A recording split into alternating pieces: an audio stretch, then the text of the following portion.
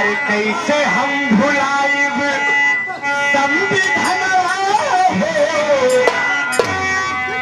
अरे कैसे हम भुलाइब संविधानवा हो, ये जो सवाल जारी हुई गई।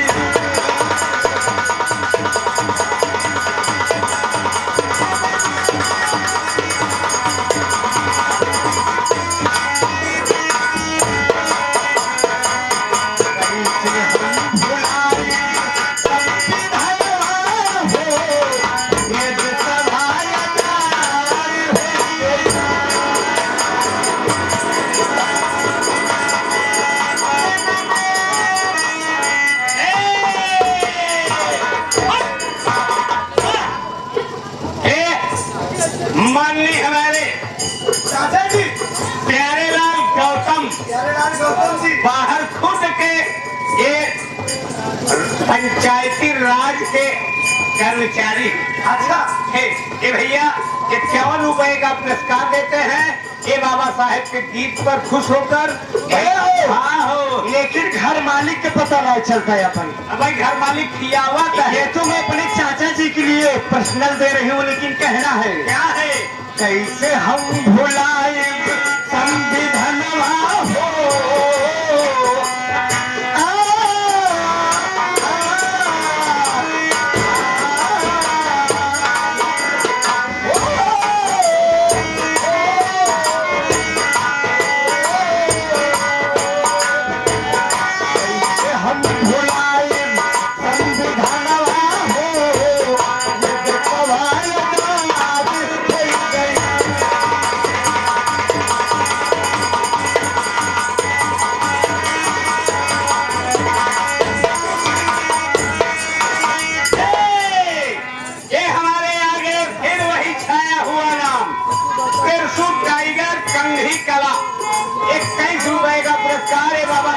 गीत पर खुश होकर देते हैं। भैया को बार बार नमस्कार, आशीर्वाद की कामना है। मैडम ये घर मालिक आए गए अनुभव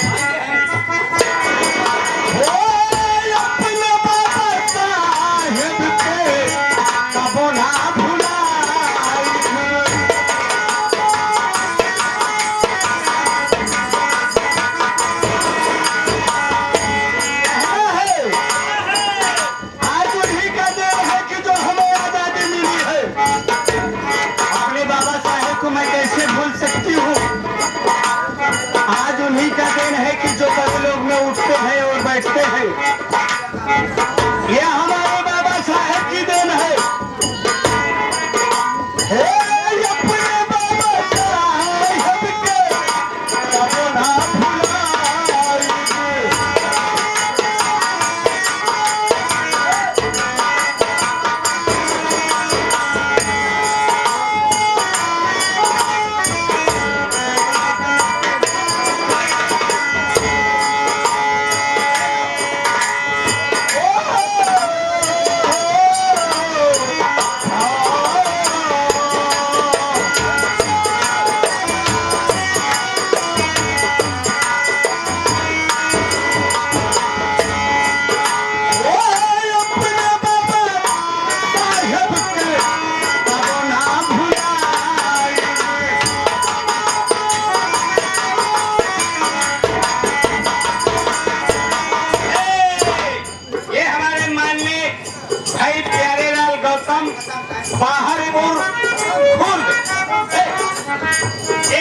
पंचायती राज के अधिकारी चाचा जी की तरफ से। हाँ 51 रुपए का पुरस्कार है।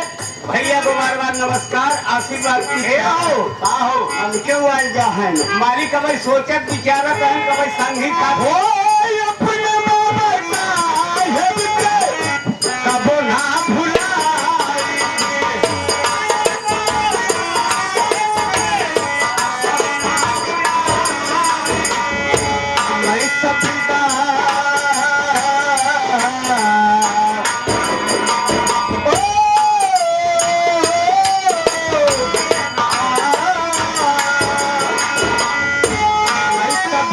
हले आप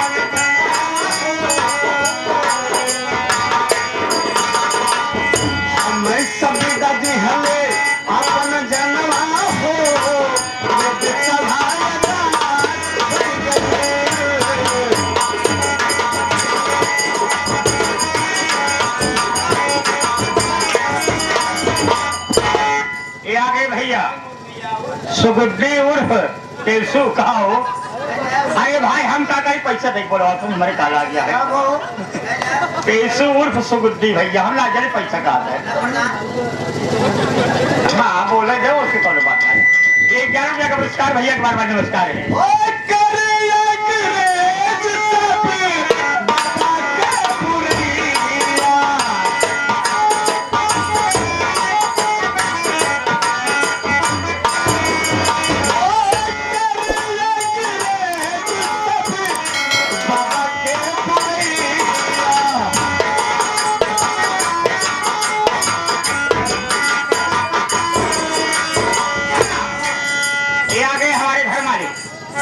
ये घर मालिक मास्टर साहब की पत्नी है और जो खत्म हुए हैं दादाजी उनकी बहू हैं।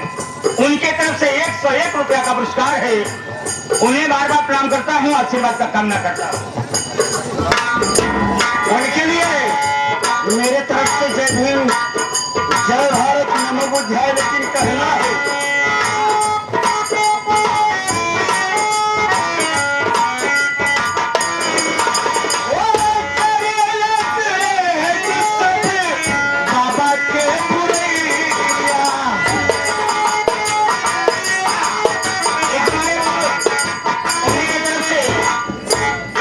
रुपया का आशीर्वाद आया है। उन्हें हमारे पार्टी तरफ से कोट सा धन्यवाद है।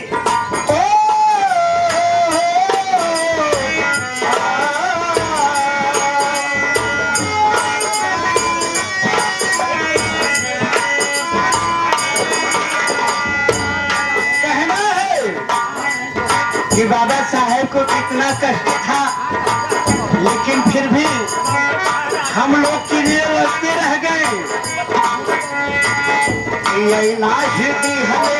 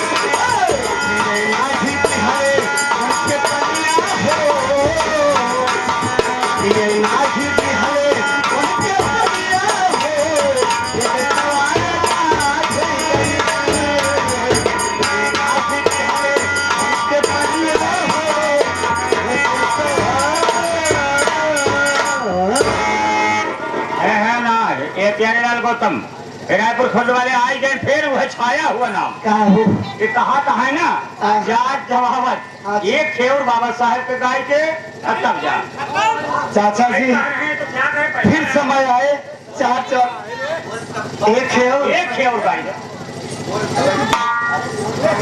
बस एक 2 लाइन गाय जा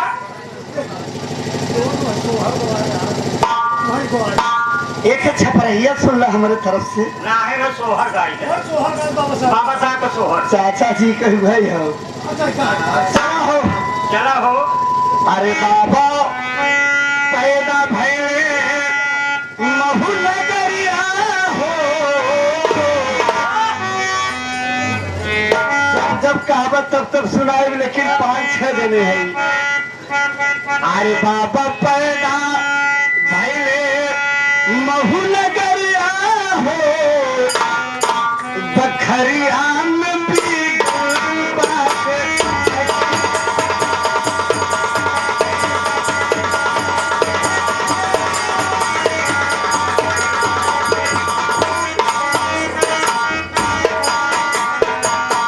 बाबा पैदा भइले महू